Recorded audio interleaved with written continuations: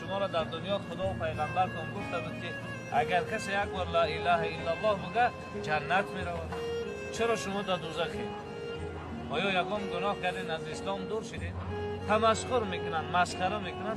با مجرد مسخره کردن الله تبارک و تعالی همون کسی که مسئولیت دوزخ دارن میگه که در دوزخ ببینن اگر کسی یک بار لا اله الا الله گفته باشه دوزخ برو. من نمیخوام که مسلمان تمسخری و مسخره کی باشه؟ حالا بین طلب علم یک مسئله را دانستن این هم طلب علم میگن. وقتی که روز قیامت گروه دوزخ میروند الله تبارک و تعالی نگاه میکنه که در بین اونها یک اهل علم هم هست. الله میگه است کیف معنیش کنین ما در دنیا این علم دادم نه به خاطر که شما را دوزخ برین بموننش برو به جنت.